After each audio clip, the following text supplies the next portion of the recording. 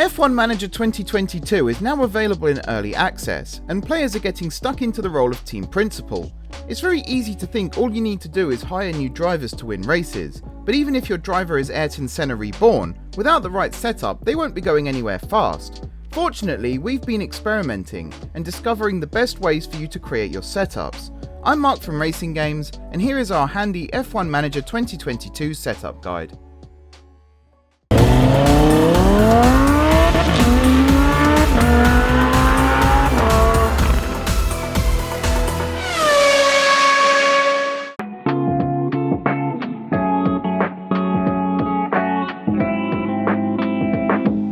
Unlike in F1 22, in F1 Manager 2022 you only get the 3 practice sessions to perfect the setup of the cars, and there's no single meta to use when it comes to setups, as each driver in the game likes things a certain way.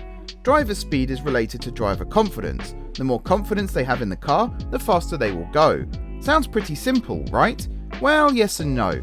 With each setup in F1 Manager 2022, you are trying to balance 5 performance aspects of the car, these being oversteer, braking stability, cornering, traction, and straights. The ideal range for each aspect is represented by a blue bar. At the start of FP1, these bars are massive, but as your drivers put the laps in, the range will narrow and narrow, letting you hone in on the ideal setup. To shift the bias of the car, you have 5 sliders, these being front wing angle, rear wing angle, anti-roll distribution, tyre camber, and toe out. Each one influences a group of the 5 aspects, making setup creation a puzzle minigame that you have to crack.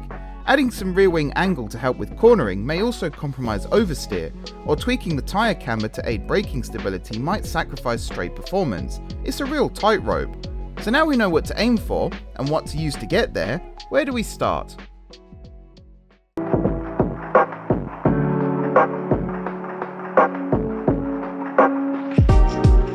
You only know if the setup is any good when the driver tells you, but to get feedback from the driver they need to put the laps in.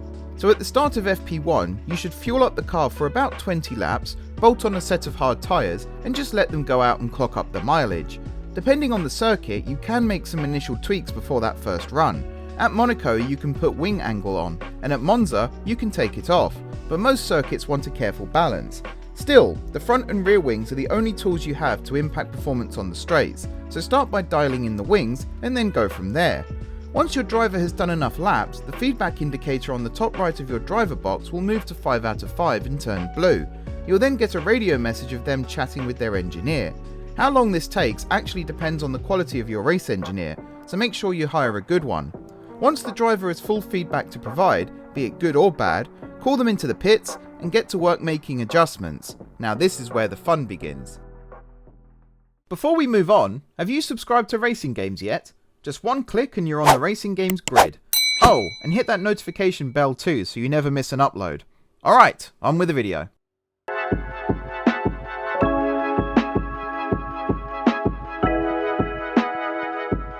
Each time your driver goes out on track, the bars will narrow, meaning that sweet spot becomes easier to find for each bar. Again, this sounds simple, but don't forget each slider affects more than one bar, so you can't just move one to get the result you need. We've been experimenting with the sliders in our saves, and here's our advice. Anti-roll distribution has a huge impact on traction, and a slightly lesser one on oversteer. So once the wings are done, use that to narrow in on oversteer and traction. Then it's tyre camber and toe outs to tweak the braking stability and cornering. As you go, you might need to make a little adjustment to the front wing to get some oversteer back, or to the rear wing to get some traction. Bear in mind, the more changes you make, the longer it will take your pit crew to get the car ready to go out, so don't wait until the end of a session to make all your changes, even if you rarely spend more than 4 or 5 minutes waiting for the team to do their thing.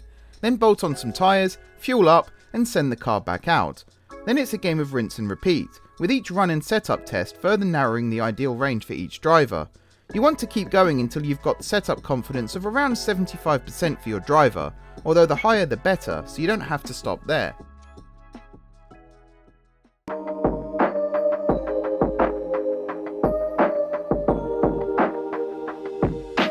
When you are driving in a game, you want a setup that suits you as it allows you to drive faster, and the principle is the same in F1 Manager 2022. The only difference is that instead of you behind the wheel, it's your drivers. The more confidence a driver has in the setup of the car, the faster they will be. This is reflected in an attribute boost for the race. You can get a maximum of 15 points added to your driver's attributes in a race. 3 of them come from track acclimatization, which is gained just by doing laps of the circuit, with another 3 coming from car parts knowledge, i.e. how comfortable they are with the suspension, wings, etc.